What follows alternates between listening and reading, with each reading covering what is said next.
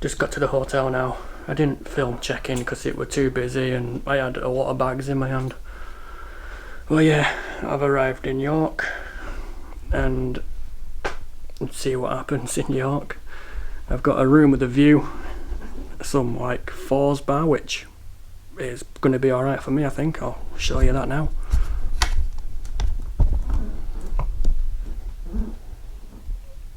All the teepees are out there and got a big sign saying Fours. And this is my view. It's going to be a pretty good day. I felt a bit iffy this morning, but I think I'm coming round a bit now. I've demolished the toilet already. But yeah, I'm gonna go out in a bit, get some supplies for tonight, and then just gonna chill out tonight. And then I'm gonna go to the Jorvik Centre tomorrow. And then, depending on which day, it's gonna be the nicest to go to the castle as well. So that's what vlog I've got lined up for you guys for the past couple of days. And I should have this edited in a few days when I get back. So yeah, I'll see you in a bit. I've just got up. It's now 7:05. I feel a lot better than what I did yesterday. I feel like I can eat something and drink something, so that's a good start. Yeah, I think I'm judging by today. I think I'm gonna go to the Jorvik Centre today. It don't look like it's gonna rain all day, so I'm gonna go there. I'm gonna get up, get a shower and sort myself out, and then I'll start filming again after that, so I'll catch you in a little bit. Alright, I've just been getting a shower and sorting everything else out. What I'm gonna do today, it's raining, so it looks like it's gonna be an indoor kind of video. Like I said, I think it'd be the Jorvik Centre. But first, before I do anything, I think it'd be better if I showed you a routine of how I treat my beard when I get up after my shower. So I'll just go do that now. I've got all of the stuff set up here, as you can see. Doesn't take a lot to do. I've got the day and night oils, I've got a nice brush. I use the Viking Storm beard washing conditioner, and when I heat my beard, like straighten it, I use the Viking Shield. But I'll take you through it step by step. Okay.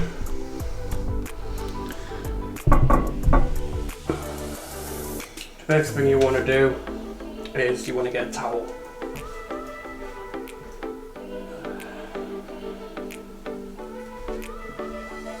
I've got the Beard Struggle towel right there. What I'm going to do is, just so I don't wet my t-shirt through, I'm going to put that over like that. Just wash the beard first. Just get it nice and wet.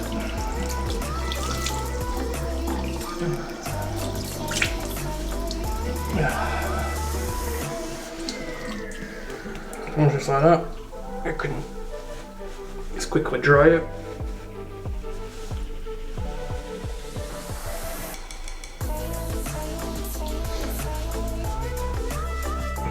Oh dear, right.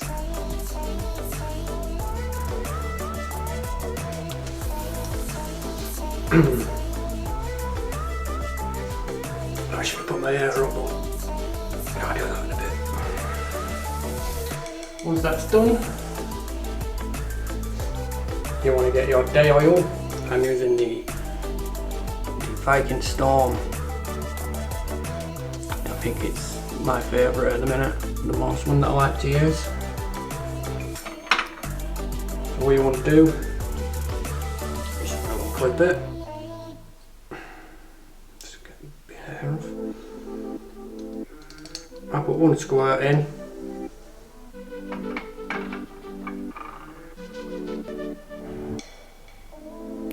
And then you just push it into your beard, like so.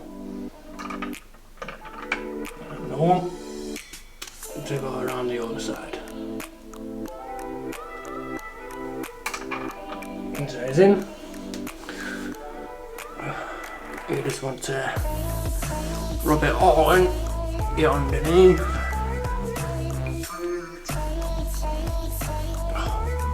There's annoying me. Sorry about that. I'm gonna rub it in like so. Once that's in, just want to get off your hands.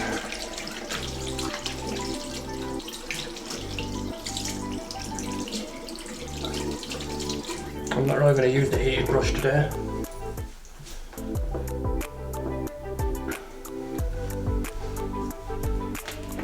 Just dry my hands before I put my beard balm on. Alright. I think this is a really nice comb to use as well. Very brush me like that. So,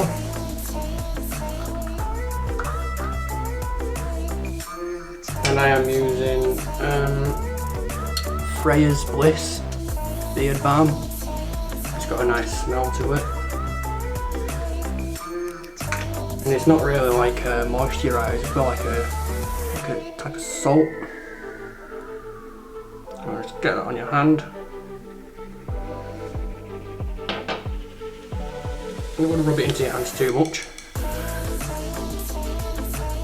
And then you want to just apply this into your beard. You can use a brush if you want. More.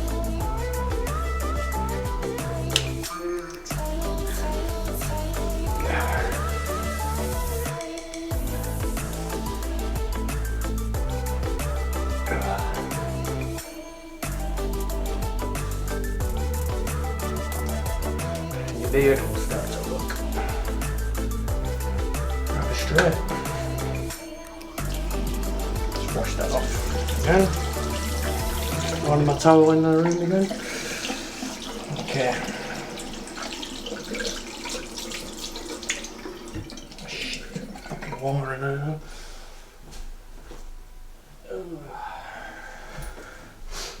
And that's just pretty much my morning routine on the products. Usually I do like to go over it with a heated brush, but today I'm not really going to do that unless I'm going out somewhere fancy, or if I ever did. But that's pretty much it.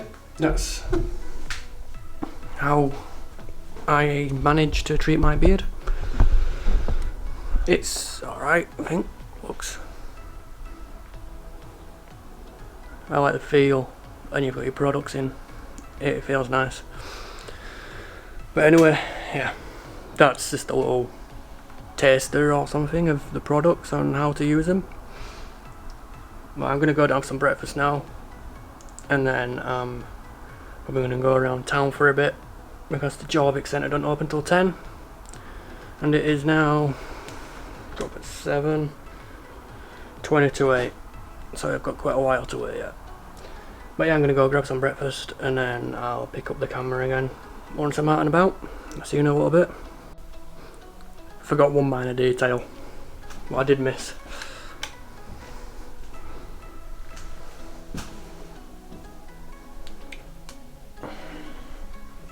I had doing this with a camera in your hand. Right. Protecting the beard. I'll just give that a little spray. And then your beard's protected. It's a Viking shield after all. You need the protection if you're going outside. So yeah. I'm just gonna go down and get some breakfast now. Just forgot to tell you about that, which is quite important. So yeah, I'll see you in a little bit then, when I get outside. But it is raining, which is very disappointing. So yeah. Just been walking around York. I think I need more than 2 days. You can see the castle there. What am I doing? Something like that. And they've got the Viking Army, like York Army Museum. I didn't anticipate on what I was going to do here, but I think I might have needed more days. But if you want to see a part 2 to this, I'm more than happy to come back here and stay over in that hotel again. So if you like this video, like, subscribe, and I'll make a part 2. Because I definitely want to come back and do some more stuff in York. Go to the castle. So yeah, I'll just,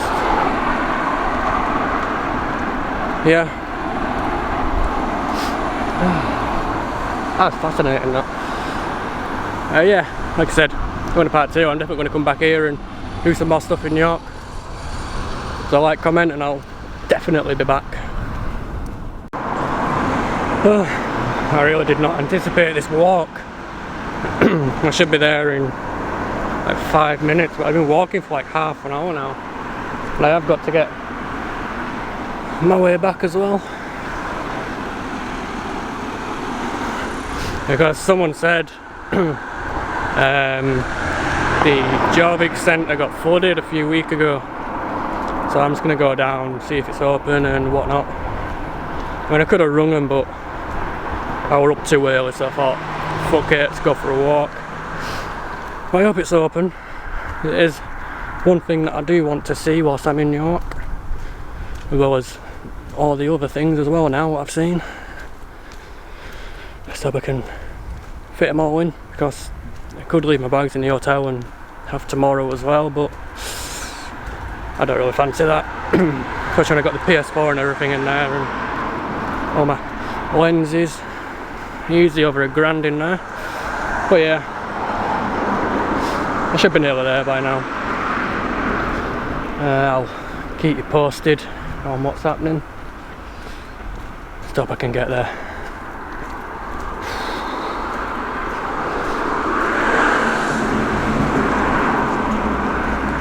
One thing that I can't get used to with filming is the people that just stare at you. Because obviously it's not really normal to be walking around with a big camera pointing towards you and talking to yourself pretty much. Well, it's just a matter of me getting used to it and being more public and doing everything like that, you know. But I'll get there eventually. I think I'm nearly here now anyway, so I'll catch you in a little bit and I'll keep you posted on what's happening there. I've made a boo-boo. I put in the wrong address. I went to the Jorvik Medical Centre instead of Viking Centre.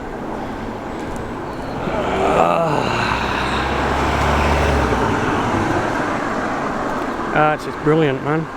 I have to walk all the way fucking back now because I've been walking to the wrong location. Which I am not fucking happy about because I am sweating now.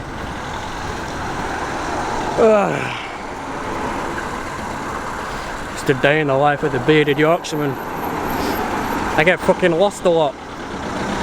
Or I put the wrong addresses in.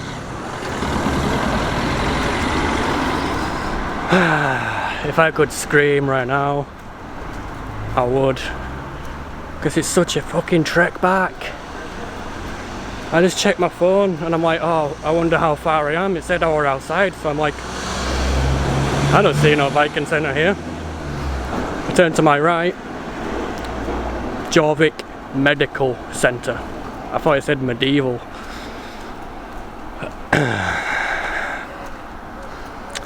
Fun, fun and more fun. Well, at least I've seen a nice thing of York.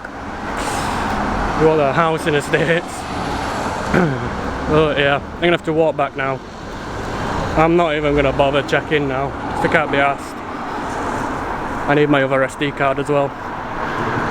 So that's a bit out of my way to walk to the centre now, just to check if it's open. I mean, it said it's open on the website, so I'm taking its word for it. I'm gonna go to the hotel now. I'm gonna get my other SD card, and then I'm just gonna get some breakfast. But I won't buy this rate, it'll be fucking dinner time. But you live and learn from your mistakes. Oh yeah, just thought I'd update you on that because I'm a bit fucking mad. So anyway, I'll catch you back later when I'm at the hotel. So peace, I'll see you in a little bit.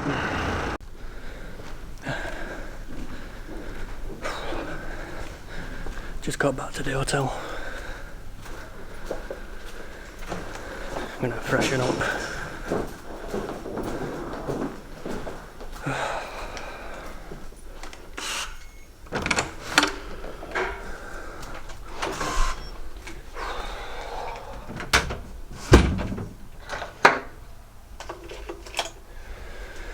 I just got back to the hotel. I'm gonna freshen up a little bit and then I'm gonna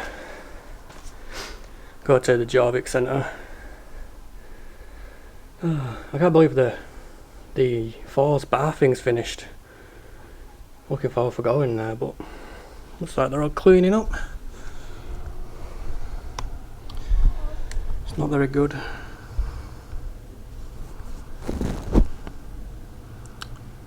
It'd be nice to have gone to that. But they were a waste of a fucking trip out, that one.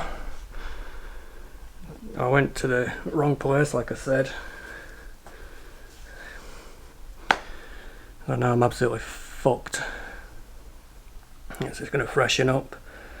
Might not wear a hoodie, it's proper humid. But yeah, I'm gonna venture out to the Jorvik Centre. So I'll try this again in take 2. Right, I've got the right address in now. Let's head over to the Jorvik Centre now. Freshened up a bit, had another shower. So yeah, pumped about this hotel though.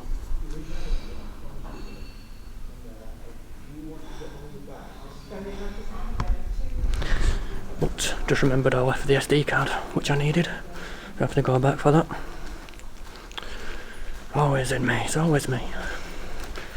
Okay.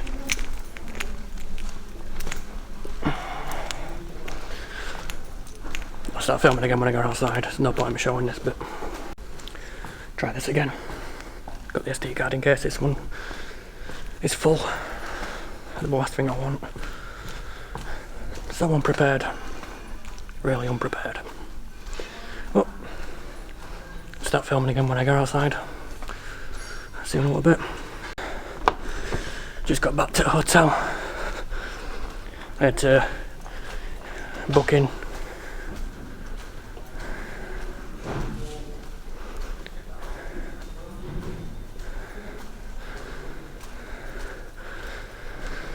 I had to book into the Jorvik Centre, so I'm just gonna. I'm in at like nearly 1 o'clock. It's now nearly 11:30, so I'm just gonna chill out for a bit. Set off in about half an hour. Oh yeah.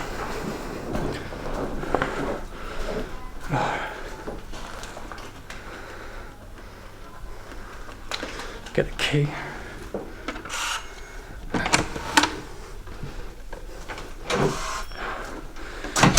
Well, it wasn't a wasted trip. I did treat myself. I'll show you that now. Let's get some light in this situation.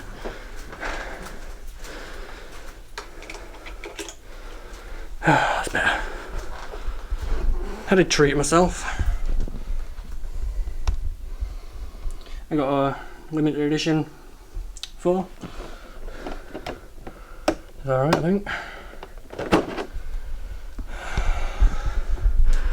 Just hate waiting about, it's so not nice. But it's one thing you gotta do, innit? Can't get this window open now. So yeah, I'm just gonna, oh, the lighting. Gonna chill out for a bit. Set off in about half an hour. And queue up to get into the Jorvik Centre. Then I might book into a restaurant tonight and have something to eat. It's still not 100%, but I think I just need to eat something now and just test the waters. But yeah, I'll pick the camera up again when I set off, I think. So I'll see you in a little bit.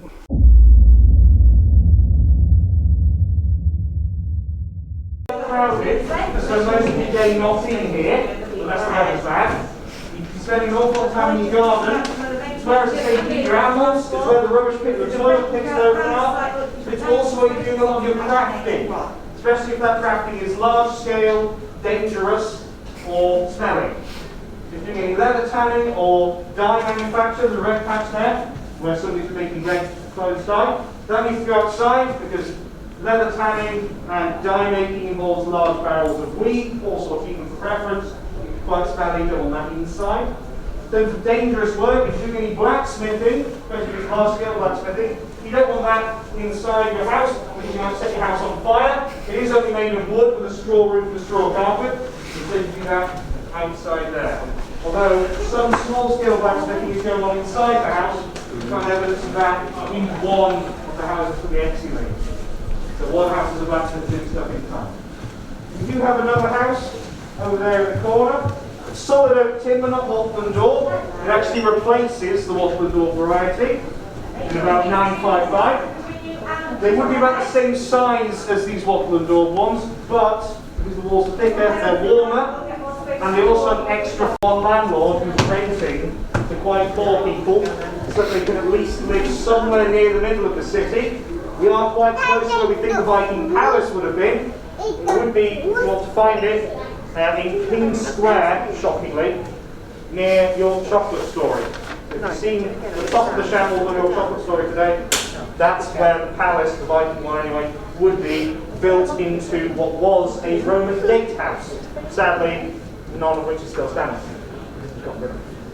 So even the poor who try and live close to these centres, get more business, you'd actually be selling to people passing you on the road. So we think what would be happening is you'd be doing a lot of crafting out in the garden or in here in the house, depending on if it was smelly or dangerous. If it was smelly or dangerous outside, if it's not, inside, then you'd be taking you out through your house to a stall you have outside the front facing the road.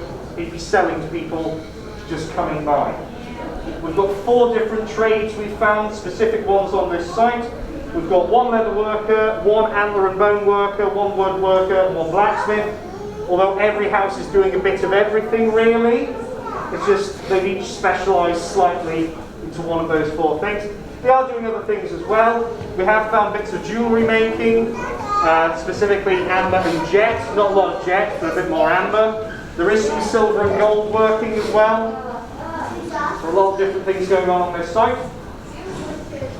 Basically every Viking has got to be somewhat self-sufficient. There aren't really supermarkets at this point. So you're going to have to be making most of what you can yourselves. And then if you want anything more complicated that requires specialist tools or something bigger, then you're going to a specific trade.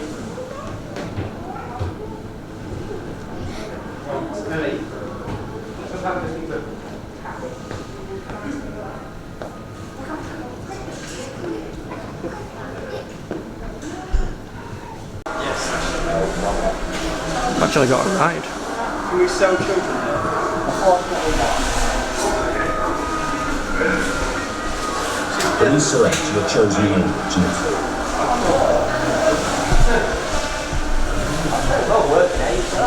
Here we We go. are going to take you back in time to Jorvik Viking Centre. Sorry if it's dark.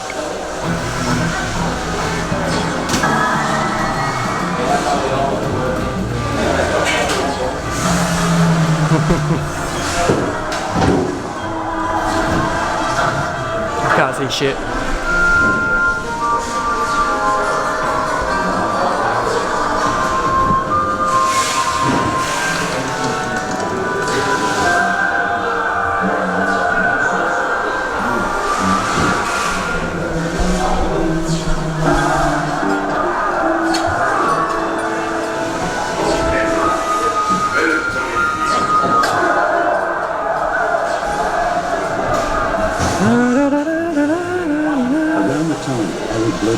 The last Viking king Spanish, Jorvik expanded dramatically with new streets, new churches and a brand new style of houses. It was a busy place with people arriving from all over the Viking world to visit, trade and settle.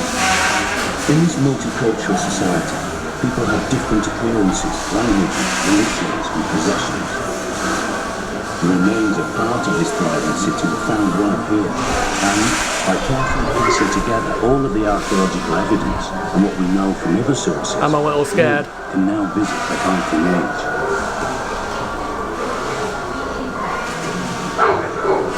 Shit.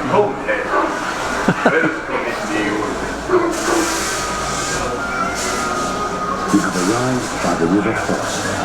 Ahead lies the city with countless houses and workshops, many of them newly rebuilt. Some by this house were the victim of an unintended car fires.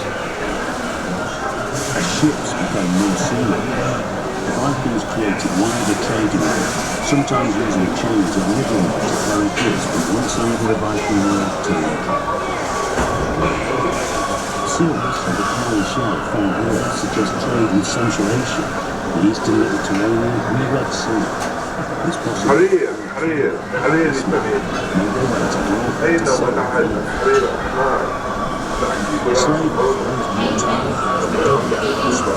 bringing with them spoils of their raids back in the Slaves were an important part of society in Northern and Western Europe at this time.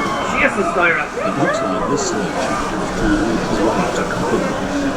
But before we get there, let's have a look at some of the many craftsmen working here in the city. Here's Sugar. He's using handlooms and handcrafted gear to make some everyday objects such as gold, cases, skates and phone books. Making a king of an anchor could be very time-consuming, as the ones found here are made from many pieces riveted together and then decorated. We know that the Vikings liked to keep themselves well groomed, as we found many bones in the excavations. The beard as well struggle. as items such as tweezers and even ear screws. 15% off. We'll now head Viking away Ryan. towards the street of Copenhagen and meet some more of the people that lived and worked here. Ahead, you can see a simple, single-story building. These older houses were built from posts and wire and had bare floors and thatched roofs. Most of these houses went out of use in the middle of the 10th century when they were replaced by the old plank buildings that we'll talk about later. These early houses were built head-on to the street and had long backyards with rubbish pits in them. It's not likely that they grew much food in here, but they probably got animals such as those pigs you see in the hen fence. From the many pig bones we can get, you know that Viking pigs were quite sure to have a long smell like a wild boar. Pigs made almost anything, so it would have been a great way to turn household waste into milk. Here's the blacksmith's house. Look inside and you can see his wife by the fire. Grummy, the blacksmith, is teaching his son how to sharpen a knife he just made. Hur man backar knackigt. Fortfarande kom igen. Inte ville kom igen. Bara fingrar sina. Viking smiths were masters of their craft, and here in Jorvik they made everything from needles to beautifully ornate handles. go across to the next property and visit his neighbour, Victor, who lives in one of the new style wooden planks. Honey is making cups and Jau, by ser du alla fina trädgärna och kopplingar i gult? Vänd till mina barn kom i sidor att vittja till löften välen. This track that moving on its name to the street of the Cookmakers. This is so freaky, man.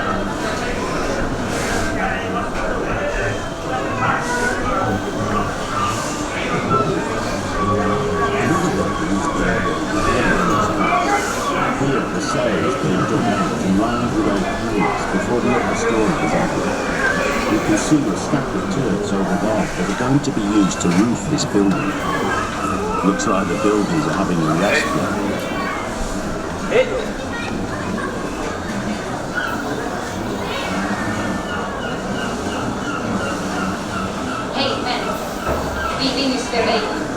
This family also look like they're taking a break.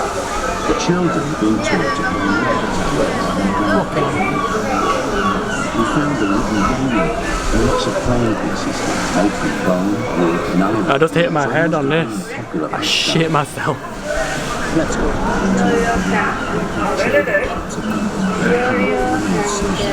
Here, traders are making their boats alongside fishermen.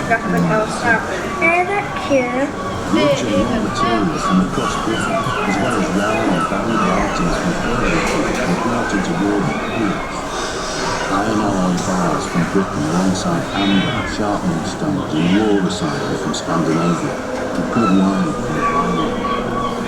Jorvik is truly fishing, a vast international trading centre.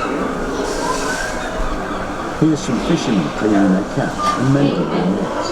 Fish from the rivers and the sea were brought into Jorvik, and we found thousands of fish ponds that tell us exactly what the people eat, which included lots of fish, eels, and even oysters. So these men are probably doing a lovely trade. Have a look at the line built in the fish. His face has been reconstructed, based on a skull that was found in Jorvik. Later on in the visit, we see more real faces like this. That's impressive. This next book is a backyard where the people living here seem to have been dyeing their own clothes. The people of Jorvik spun fleece, then dyed and wove their own wool to make textile, which they now go on growing. Natural gardens. Hej, men vi vinner ej det folk som skjuter till.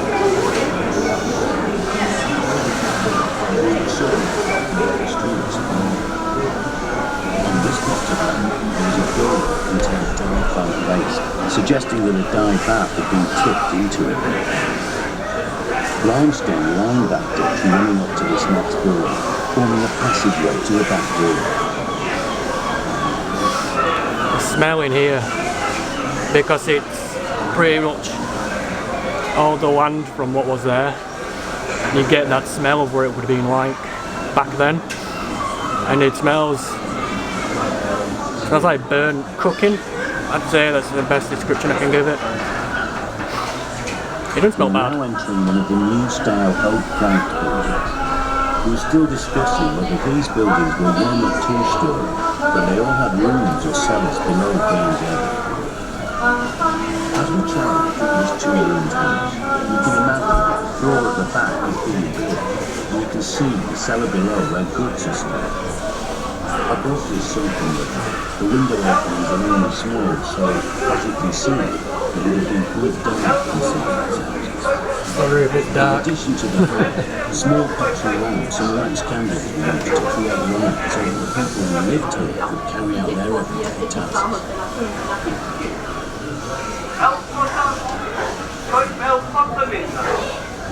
In this front room, you can see a woman working at the loom, which was used to weave woolen cloth for clothing and blankets.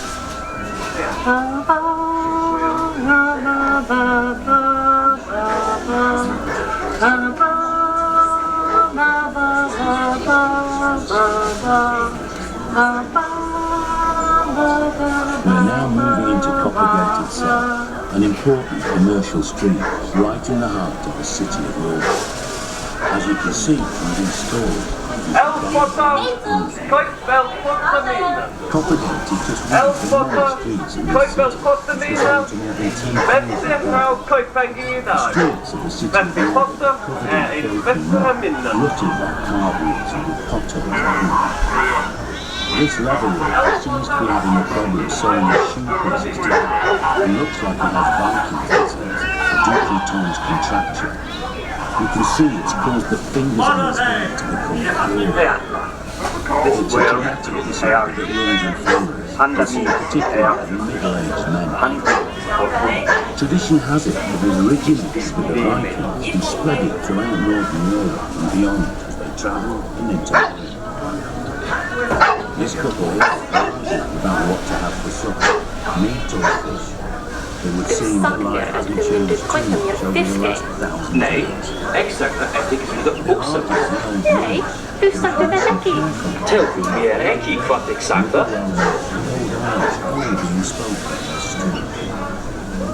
Here's a food seller trying to sell this Straight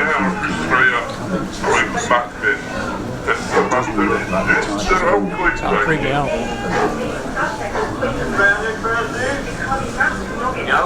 This woman looks like she's struggling to cross the road. That's a cold. We only found 3 complete skeletons in the excavations. This woman was based on work. Nega, is there overgone Donnerway? Due to her hip problems and arthritis. You can find out more about it in the galleries to come.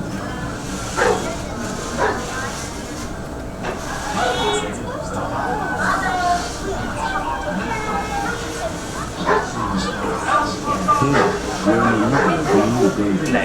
The first Vikings who came here were not Christians and worshipped our pagan Norse gods, but they seem to have adopted Christianity quite quickly. There is lots of evidence for there being a Viking in the church just behind Coppergate, and there were many other new churches built in Europe at this time. Here's a priest administering the last rites. He would always have worn a stole as seen here, as it marked his priestly status. We found a very small silk reliquary jewel of the building. The embroidered cross on it suggests that it once held holy relics which have since disappeared and are now a mystery.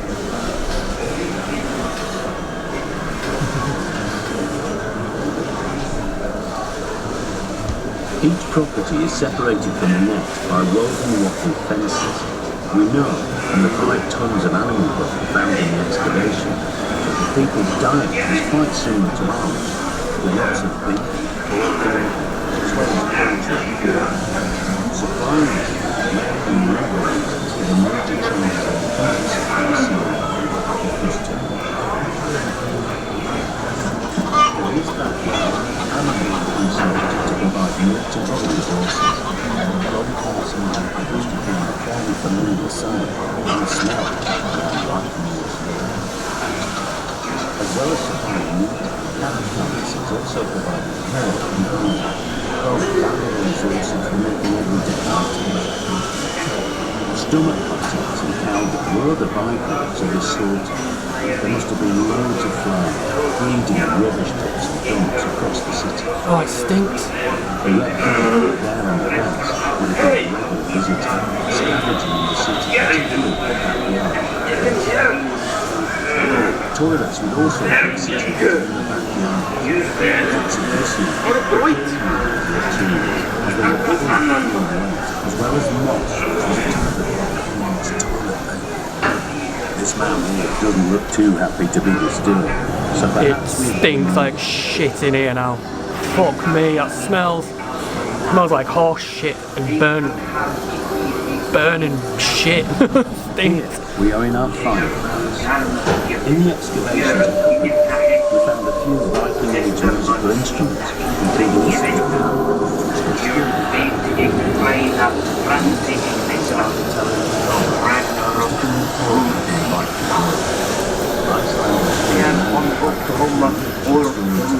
tradition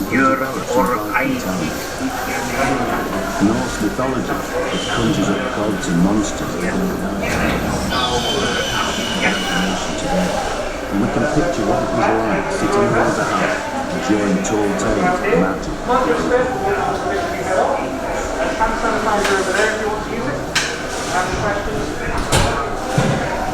Well, that was the end of that. That was very interesting, actually. Schools, what they found had been reconstructed into it. Then you can hear me properly, but I'll speak more when I get back to the hotel. Very interesting. You can see some of the 40,000 actual objects they found here in the displays ahead, and you can find out more by asking one of our team. If you want to learn more about the historic city of York, you can go to dig and actually have a go at digging up some evidence of your own. Whatever you do, enjoy your visit with us here today, and come back soon, as we're all discovering more as we dig through York's fascinating ways. It was very interesting, yeah. Very good. Do you mind just stepping your head off? It will wobble a bit. Yeah. There's hand sanitizer over there if you want it. Right, cool. If you have any questions, ask the Viking. Thank you. Thanks very much. Thank you.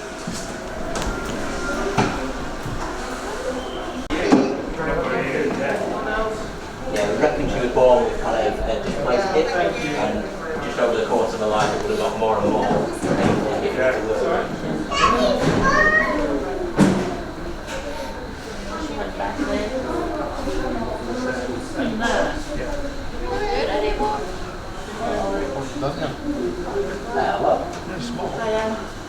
You're welcome. They like to cycle us round. Feel free to explore if you like. Don't miss the world's largest fossilized human. That's what she's asked to see. Absolutely. We claim so I miss that because everyone's crowded around it.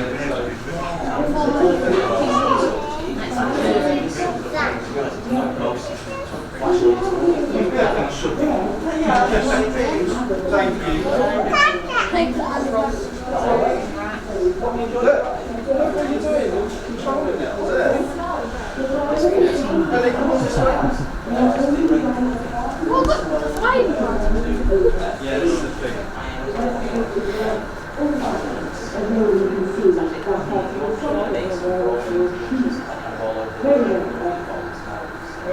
As we move around the corner, you will find first and foremost a replica of the Middleton Cross.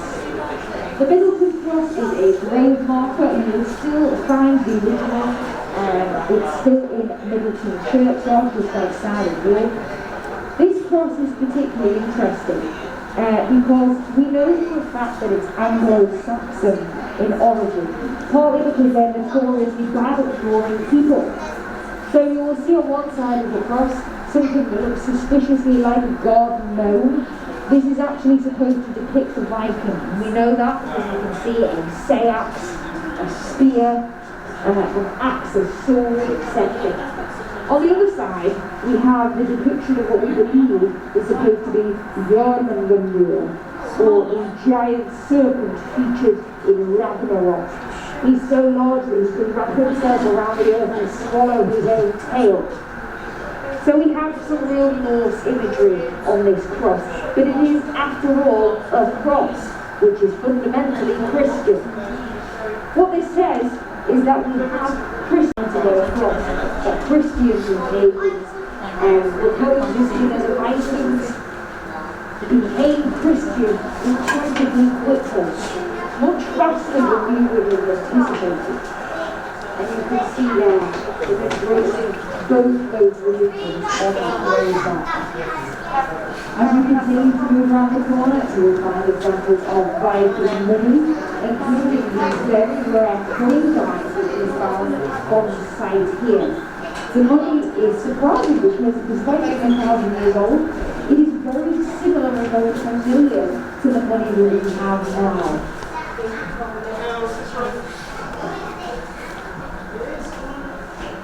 As you move around, if you have any Viking-related questions, do feel free to ask me. I'm more than happy to answer them where I possibly can. In the meantime, I will continue to get along. I'm going to answer some questions that people most commonly know the answer to, but often feel free.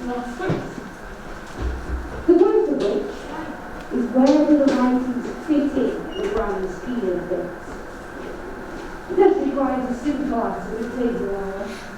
The Romans came before the Vikings. They were here in Europe. They had a massive empire. In between the Romans leaving and the Vikings arriving was quite a large gap. And on this site in particular, it's quite difficult to work out if there was actually anybody living here at the time. We have found bits of history either on this and his great heathen army. They caused absolute chaos, upset a lot of Anglo-Saxons, but soon settled down quite nicely. In 1066, the Normans invaded. Now these actually are Norse men, so they technically are still Viking, but they are French in origin. After the Normans, we then have the Plantagenets. It's one of the longest reigning dynasties ever in England. It's the longest. It contains about 10 kings, and it ends arguably with the death of Richard III at the back of the throne. Following that, we find the Tudors, obviously the infamous Henry VIII, Elizabeth I, that we all know so well. Following the Tudors, it gets a little bit more complicated. We have the Stuarts. And in between all of the goings on, we also have Edwardians and Victorians and the Georgians. It all gets very stressful after that. And then we find ourselves here today. The next question we have is commonly asked is where are your horned helmets? It's a very valid question. And actually, we have never found any archaeological evidence to support the fact that Vikings were wearing horned helmets. We found horned headdresses of such we found Mesolithic horned headdresses. They came way before the Vikings. And it leads us to believe that if the Vikings were sporting horned headgear, it would be for ritualistic purposes. They absolutely would not have run into battle with horned helmets. It would be completely pointless and would be rather more of a hindrance than anything else. The reason why we associate horned helmets with the Vikings is actually a bit of a strange one. In the 1900s, we have what we call the Romantic Viking Revival. Basically, this is a newfound interest in the Vikings and their history. We find loads of literature about the Vikings. We find plays emerging about the Vikings. And one particular costume designer decided that it would be fun to pop some horned helmets on their heads. For some bizarre reason, we held on to this idea in the years to follow, and now we all seem to believe that the Vikings were wearing horned helmets because it's not the case. We have no proof of it. Another question we get asked is how do we know that our skeleton version is in fact a female? And the obvious answer there is, of course, the pelvis. There are many differences between male and female in the pelvic region. However, you are quite able to make a incredibly educated guess, even without the addition of pelvis. If you just have the skull of a skeleton, you can usually work out with relative ease whether the skeleton is a boy or a girl. There are numerous things that are different with a man's skull and other things. For example, men have much more flared mouthfeel. At the bottom of their mouth, towards the ears there, in men that goes and flare out, and women it reaches for more. We also have the orbital ridge. This is the top of your eye socket ridge. In men again, it protrudes much more than the shield. At the back of the head, we have something called the nuchal crest. Again, this is another part of the bone, just where the nape in the neck is. And in men, it protrudes massively forward towards the neck. Finally, we have something called the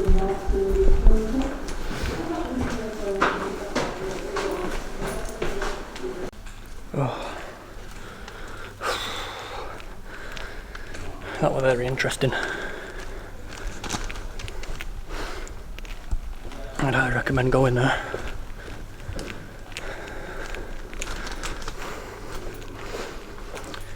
Gonna get back to the room.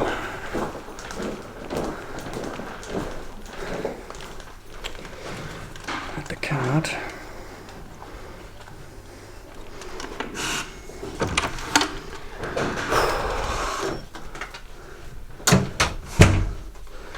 Shed a bit of light.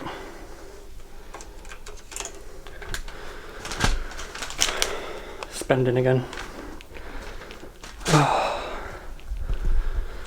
that was so worth it. I'm really glad I went to that actually. I'll show you the purchases. First, got this. I know I've already got one, but you can never have too many of these.